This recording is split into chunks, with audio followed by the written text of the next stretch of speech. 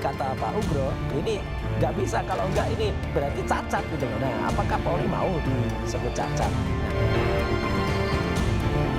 Karena negara ini negara hukum, ada dasar hukum yang menyatakan seperti itu, silakan kami disampaikan. Ini menjadi bahan untuk gelar perkara penyidik.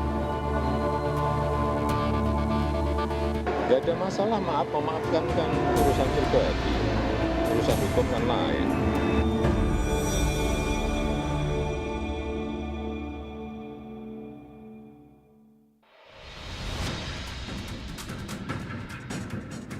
Kasus dugaan fitnah ijazah Presiden ke-7 Joko Widodo masih jauh dari babak akhir. Tersangka Roy Suryo CS kini meminta polisi menghentikan penyidikan atau SP3.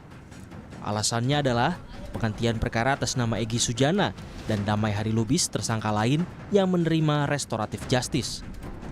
Roy CS klaim permintaan ini terinspirasi dari pernyataan ex-Wakapolri Komjen Purnawirawan Ugro Seno, ahli dari kubu Roy, yang bilang pencabutan laporan polisi terhadap Egy dan Damai Lubis berimplikasi pada keseluruhan laporan. Di situ ada 8 nama tadinya ya, mulai dari Egy Sujana, Roy Suryo, Damai Harilubis, bla bla bla bla bla sampai Pak Rustam, ya kan. Nah, kalau dicabut kan nggak bisa dicuplek gitu aja. Gitu loh. Harus semuanya digugurkan, apalagi katanya SP3, suratnya udah dicabut. Jadi kata Pak Ugro, ini nggak bisa, kalau enggak ini berarti cacat gitu loh. Nah, apakah Polri mau disebut cacat? Nah. Kuasa hukum Roy Suryo, Refli Harun, menganggap perlu penghentian penyidikan karena proses hukum dinilai cacat dan melanggar undang-undang. Refli menegaskan ini bukanlah permintaan restoratif justice. Dalam hal terdapat tuntutan hukum terhadap saksi, korban, saksi pelaku dan atau pelapor atas kesaksian dan atau laporan yang akan, sedang atau telah diberikan, tuntutan hukum tersebut wajib ditunda hingga kasus yang ia laporkan atau ia berikan kesaksian telah diputus oleh pengadilan dan memperoleh kekuatan hukum tetap. Jadi kawan-kawan semua, secara de facto Roy, Rismond dan Dr. Tifa adalah saksi dalam kasus yang dilaporkan TPUA.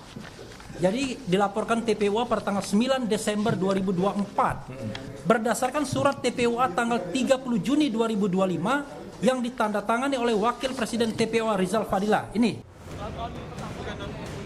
Menanggapi permintaan SP3 dari kubu Roy, Kabid Humas Polda Metro Jaya, Kombes Budi Hermanto, justru balik mempertanyakan apa dasar hukum yang digunakan Roy CS. Budi menambahkan, jika ada aturan hukumnya, maka pihaknya akan menguji di gelar perkara penyidik. Itu menjadi suatu hak bagi seseorang yang berhadapan dengan hukum, apalagi menjadi status tersangka. Ada beberapa cara, celah untuk yang bersangkutan mencapai suatu keadilan. Alasan itu dengan argumen kita berbicara negara ini negara hukum. Ada dasar hukum yang menyatakan seperti itu, silakan kami disampaikan. Ini menjadi bahan untuk gelar perkara penyidik. Benar kan? Sementara itu, pelapor dugaan fitnah ijazah, Joko Widodo, tetap ingin kasus ini sampai ke persidangan. Namun soal pemberian maaf kepada para tersangka, Jokowi bilang itu adalah urusan pribadi dan tidak berkaitan dengan perkara. Gak ada masalah, memaafkan kan urusan pribadi, urusan hukum kan lain. Misal mereka datang seperti Egy Sujana ke kediaman seperti apa? Kan misal. Kalau untuk proses hukum tetap jalan ya Pak? Tetap. Nah, kemarin kan kita diperiksa lagi, ada pemeriksaan tambahan itu. Keseriusan Jokowi agar laporannya bisa sampai ke pengadilan dibuktikan dengan kedatangannya ke Mapolresta Solo melengkapi berkas yang diminta Kejaksaan Tinggi DKI. 10 pertanyaan dari penyidik dijawab Jokowi dalam waktu 2,5 jam. Jadi sifatnya sebenarnya ini hanya pendalaman dari seluruh keterangan yang sudah diberikan sebelum-sebelumnya. Mungkin substansi pertanyaannya apa saja mungkin?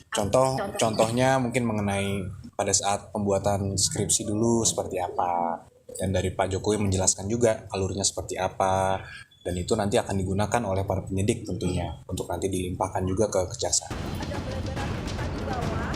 Sementara itu, di tengah proses hukum yang bergulir, para tersangka kasus ijazah Jokowi menilai sejumlah salinan ijazah Jokowi yang terungkap ke publik berbeda Seperti salinan yang diterima Roy Suryo CS pada Oktober 2022. Berbeda dengan salinan ijazah yang diterima Bonatua Silalahi pekan lalu. Ada satu detail yang sampai dengan hari ini masih kami simpan. Artefak itu adalah noktah pada logo Universitas Gadjah Mada. Noktah pada logo Universitas Gadjah Mada.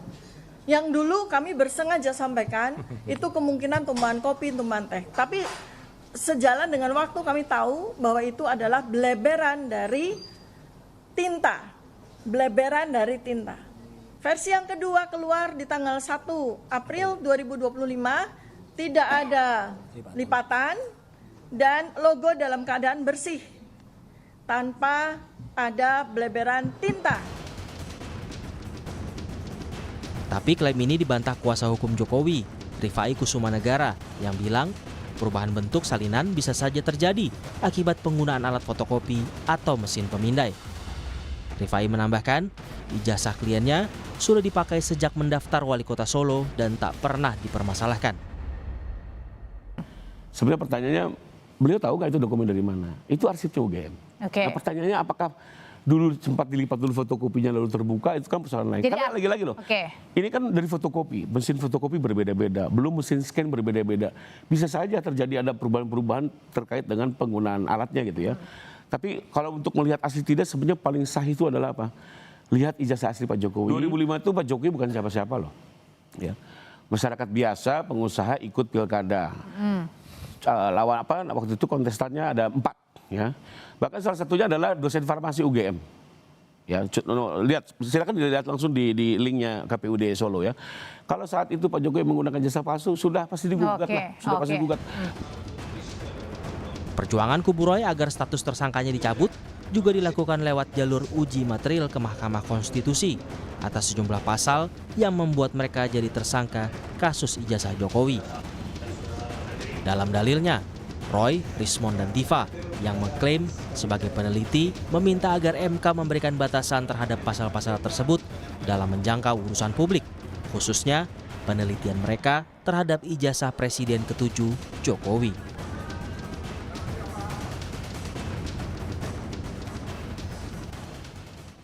Menandai dimulainya bulan suci Ramadan, umat muslim di kota Gaza melaksanakan sholat tarawih pada Selasa malam. Kami punya informasi ini setelah jeda di Sapa Indonesia Malam.